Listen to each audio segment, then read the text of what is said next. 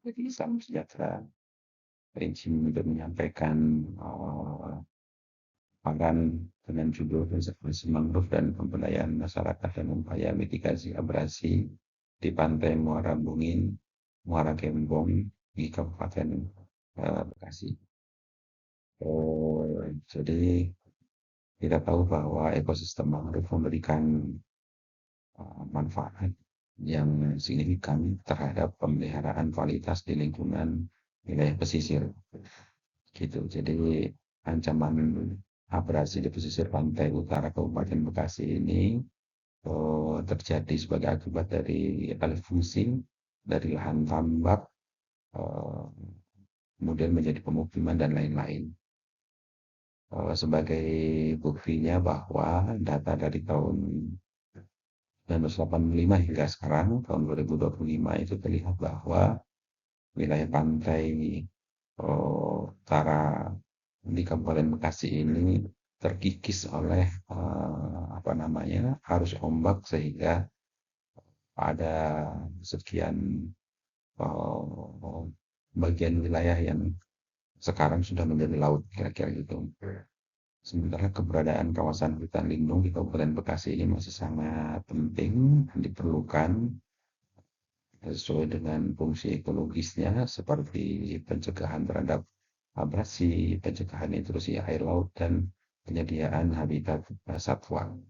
Dan juga fungsi pemanfaatan seperti kegiatan ekowisata untuk karbon, riset karbon, pendidikan, penelitian, dan perikanan.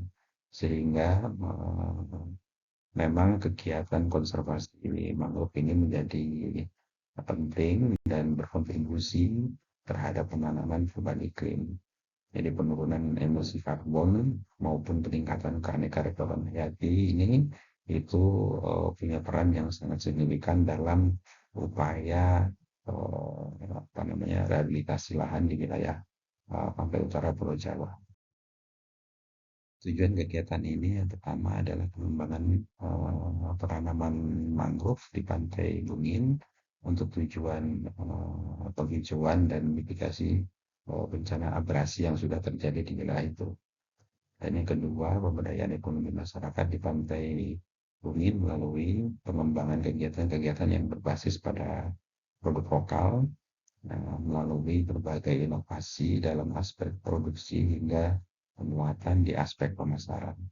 Yang terakhir, kegiatan ini juga dilengkapi dengan advokasi tentang pentingnya menjaga lingkungan sekitar pantai kepada warga melalui media-media edukasi, program edukasi, media-media serta kegiatan aksi yang dilaksanakan di sana. Sasaran kegiatan yang pertama itu peningkatan kesadaran dan partisipasi masyarakat, pemerintah desa dan tokoh masyarakat di khususnya di Pantai Bakti terkait dengan pengelolaan lingkungan. Yang kedua itu peningkatan keterampilan anggota kelompok tani hutan Mina Bakti dalam upaya budidaya mangrove di wilayah itu. Dan yang ketiga itu peningkatan keterampilan kelompok UMKM dan budidaya dalam pengembangan usaha olahan ikan dan kegiatan lain. Output yang diharapkan, jadi kegiatan ini ditargetkan tertanamnya 30.000 bibit mangrove di pantai Muara Bungin, Desa Pantai Bakti, Kecamatan Muara Gembong, Kabupaten Bekasi. Yang kedua, pelaksanaan kegiatan pemberdayaan melalui aktivasi unit-unit usaha berbagai potensi lokal yang diinisiasi kepada warga di wilayah itu. Berikutnya, pelaksananya kegiatan peningkatan kapasitas anggota kelompok Mutiara Kebun Jaya. Ini merupakan kegiatan pemberdayaan melalui standarisasi produk, diversifikasi produk, dan pelatihan. Dan juga selain itu, produk tersebut dapat memenuhi izin halal. Dan yang terakhir, pelaksanaan kegiatan edukasi mangrove ke aparat dan masyarakat yang ada di wilayah itu. Kemudian secara metodologi, ada dua jenis kegiatan yang dilaksanakan di lokasi tersebut. Yang pertama adalah penanaman mangrove, yang kedua adalah pemberdayaan masyarakat. Jadi untuk penanaman mangrove jenis mangrove yang ditanam adalah jenis Rhizopora sp, spesies atau mangrove bakau, di mana sebelum ditanam, ditanam di lapangan, mangrove ini di bedeng dalam pembibitan air. Jadi ada inovasi bedeng pembibitan yang di dalam air. Kemudian untuk kegiatan pemberdayaan masyarakat, di mana dilaksanakan kegiatan apa namanya, selain pengenalan pengembangan produk, inovasi di wilayah itu, dan juga ada penguatan kapasitas kelompok pengembangan pasar, terutama adalah pasar online. Ya. Kemudian ada standarisasi produk. Lokasi kegiatannya yaitu di Pantai Muara Bungin di Desa Pantai Bakti, Kecamatan Muara Gembong di Kabupaten Bekasi, di mana lokasi ini kurang lebih berjarak 93,5 km dari Jakarta, di mana jarak waktu tempuhnya dengan kendaraan roda 4 kurang lebih 3 jam. Kondisi infrastrukturnya cukup baik mencapai lokasi. Jadi kegiatan yang dilakukan pada tahun pertama itu sudah tertanam bibit kurang lebih 10.000, di mana jumlah ini dihitung serapan karbonnya kurang lebih mencapai 8,5 ton karbon dioksida ekuivalen, dan tahun kedua ini itu jumlah yang tertanam ada 20.000, jadi serapan karbonnya kurang lebih 17,8 ton karbon dioksida ekuivalen, sehingga total kegiatan selama 2 tahun ini kurang lebih adalah serapan karbonnya 25,2 ton karbon dioksida ekuivalen.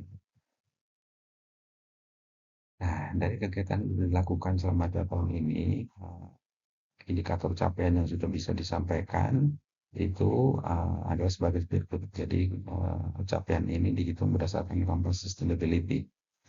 Yang pertama, dampak terhadap nature ya, nature, yaitu sudah ada konservasi kawasan seluas 47.550 meter persegi atau 4,755 hektar. Kemudian yang kedua itu inovasi pembibitan air untuk mangrove bakau atau Rhizopora spesies itu. Kemudian ada papasan papan edukasi mangrove, dan yang terakhir itu dari kita hitung serapan karbon sampai dengan tahun kedua ini 25,62 karbon dioksida ekuivalen. Nah, kemudian untuk bidang ekonomi itu, untuk aspek ekonomi itu telah terjadi peningkatan pendapatan kelompok MBJ sebesar 11.460.000, di mana ini dihitung dari angka 9.600 menjadi 21.060.000. Selain itu, dalam bidang ekonomi juga terbukanya peluang pasar yang ada di wilayah Kabupaten Bekasi gitu. Dan yang terakhir itu meningkatnya pendapatan masyarakat dari inovasi apa namanya, produk-produk yang dikenalkan di wilayah itu. Kemudian dari aspek sosial kita lihat bahwa kegiatan ini mampu menurunkan intensitas konflik yang terjadi dengan apa namanya, dengan pemberdayaan yang ada di Pantai Mekar. Kemudian penguatan kelembagaan kelompok UMKM Kota Burung Jaya dengan dokumen NID, dan yang terakhir itu menguatnya kedekatan sosial di masyarakat melalui aktivitas kelompok. Nah, sementara untuk dampak yang ketiga atau well-being itu kita identifikasi terjadi peningkatan pendapatan bagi masyarakat prasejahtera atau peserta program. Nah, bagaimana kegiatan ini dampaknya pada capaian SDGs? Kita lihat bahwa kita identifikasi sebanyak 6 capaian SDGs, yaitu yang pertama SDG 1 atau no poverty, di mana terjadi peningkatan pendapatan anggota UMKM Mutiara Bumi Jaya melalui diversifikasi olahan ikan dan KTH Mina Bakti melalui budidaya kepiting soka. Yang kedua itu bagaimana SDGs 5 atau gender equality, di mana pelibatan ibu-ibu atau istri nelayan dalam pengembangan usaha pesisir dan pemberdayaan. Kemudian berikutnya itu SDGs 8, di mana penguatan produktivitas ekonomi melalui UMKM, inovasi dan keberhasilan. Berikutnya itu untuk SDGs 13 yaitu climate action. Bisa diuraikan di sini bahwa udah tertanam 30.000 bibit mangrove, kemudian di mana serapan karbonnya kurang lebih sebesar 25,2 karbon dioksida ekuivalen, dan partisipasi dalam kampanye edukasi perubahan iklim. Kemudian SDGs 14 atau Nilai Water itu di mana konservasi hutan dan mutiara pengjaya ini potensi perbaikan lingkungan perairan.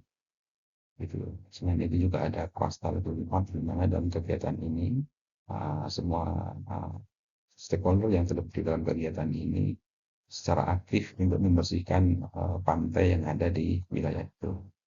Yang terakhir itu SDGs 15 atau lab online, itu di mana ada gerakan penanaman mangrove yang dilakukan di lokasi. Nah, hasil dan dampak kegiatan pemberdayaan yang sudah dilakukan secara sosial, ekonomi, dan lingkungan, terlihat misalnya adalah secara aspek sosial. Itu kegiatan ini mampu membangun kedekatan sosial di antara kelompok dan masyarakat yang ada di wilayah itu. Kemudian selain itu juga kolaborasi antar pihak, yaitu antar perusahaan, pemerintah, masyarakat, dan care sendiri dan ibu sendiri dalam menjaga lingkungan, menciptakan hubungan sosial yang harmonis dan berkelanjutan. Nah, kemudian untuk aspek ekonomi, kegiatan ini telah meningkatkan hasil bagi kelompok yang diberdayakan, diperoleh hasil dari hasil pemberdayaan dalam pengolahan ikan bandeng dan pengolahan ikan asin yang ada di wilayah itu.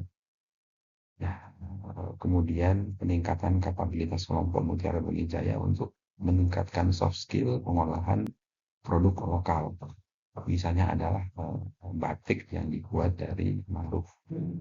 Kemudian aspek lingkungan yang bisa disampaikan adalah terlihat tumbuh dengan baik dan sudah tertanam sebanyak 30.000 bibit mangrove, dan kita citir dari literatur Donato bahwa hutan mangrove dapat menyimpan hingga 1.000 ton karbon per hektarnya. Jadi kira-kira dampak yang bisa disampaikan dari aspek sosial, ekonomi, dan lingkungan. Nah, dari kegiatan yang sudah dilakukan, apa pembelajaran yang bisa diambil dari pemberdayaan yang sudah dilakukan itu? Ini beberapa aspek yang kita ingin sampaikan, misalnya adalah bahwa partisipasi masyarakat untuk kelompok adalah kunci dari keberhasilan. Itu. Jadi di mana pelibatan masyarakat lokal itu dilakukan sejak perencanaan hingga pelaksanaan kegiatan. Dan hal ini menumbuhkan rasa memiliki dan tanggung jawab terhadap kelestarian lingkungan. Itu. Maka bukti ini di mana di akhir program di tahun kedua ini sudah mulai ada warga dari luar kelompok yang ingin lahannya juga ditanamin mangrove. Jadi impact secara sosial ini tumbuh akibat adanya kesadaran mereka terhadap lingkungannya. Itu. Nah, pembelajaran yang kedua terkait dengan pendekatan ekologis, bahwa ini harus diimbangi dengan pendekatan sosial ekonomi. Itu. Jadi sering bahwa kampanye penanaman mangrove itu tidak diintegrasikan dengan pendekatan sosial ekonomi, dan sering gagal pendekatan tersebut gitu. Nah, dalam upaya konservasi yang hanya berfokus pada aspek lingkungan, seringkali berhadapan dengan hambatan-hambatan sosial yang tidak dilibatkan di dalam program. Nah, ini penting bahwa dalam kegiatan ini harus diintegrasikan bahwa dari ekologis itu juga harus diintegrasikan dengan aspek-aspek lain yang mendukung. Nah, kemudian diperlukan kegiatan yang dapat memberikan manfaat secara ekonomi melalui pemberdayaan atau produk turunan yang mendorong masyarakat menjaga lahan yang dikonservasi. Nah, aspek berikutnya itu kaitannya dengan monitoring dan evaluasi, di mana kegiatan ini dimonitor secara intens gitu. Jadi kegiatan monitor juga dilakukan oleh KDPB bersama dengan perusahaan dan kemudian KPH Minabakti secara berkala baik per bulan maupun bahkan per bulan ya maupun per semester berdampak sangat positif terhadap kinerja kegiatan. Nah, pembelajaran yang berikutnya terkait dengan kolaborasi. Jadi kolaborasi multi pihak ini memperkuat keberlanjutan. Jadi keterlibatan pemerintah, swasta, LSM, akademisi, dan masyarakat dapat menciptakan dukungan yang lebih kuat baik dari sisi kebijakannya, pendanaan maupun dari pendampingan teknis yang dilaksanakan di lokasi tersebut. Nah, pembelajaran terakhir itu terkait dengan adaptasi terhadap perubahan iklim dan kondisi lingkungan. Nah, pembelajaran yang dapat diambil dari kegiatan buat masyarakat di wilayah mangrove ini adalah bahwa ancaman bencana harus diatasi. Gitu. Dan hal kritis yang dihadapi masyarakat diantaranya adalah jalur ombak yang uh, ada di jalur laut akan mengancam warga jika tidak dicari solusinya. Oleh karena itu, di dalam kegiatan penanaman mangrove ini diupayakan mitigasinya adalah untuk apa namanya, eh, menahan menahan dampak yang diakibatkan dari laju ombak dari laut menuju ke wilayah daratan yang sekarang ini sudah terjadi. Dan penanaman mangrove itu digunakan untuk menghalangi laju ombak yang berasal dari laut tersebut. Itu kira-kira mitigasinya. Kesimpulan yang bisa disampaikan dari kegiatan ini, yang pertama adalah bahwa pembangunan masyarakat yang diintegrasikan dengan upaya konservasi mangrove mungkin berdampak positif bagi lingkungan dan masyarakat. Ini tadi yang saya sampaikan bahwa kegiatan pendekatan lingkungan ansih saja itu kurang cukup, dibutuhkan kegiatan-kegiatan aspek lain yang mendukung program apa namanya di sisi ekologis. Yang kedua itu pelibatan masyarakat secara aktif dari awal kegiatan terutama sampai pada kegiatan dilakukan itu mendorong upaya pemberdayaan lebih positif dan berhasil guna. Yang terakhir bahwa pemahaman terhadap perubahan iklim dan dampak-dampak lingkungannya itu menyadarkan kepada masyarakat untuk berperilaku aktif dan berkontribusi secara positif terhadap program ini. Jadi demikian yang bisa disampaikan dari materi ini. Terima kasih. Wassalamualaikum warahmatullahi wabarakatuh.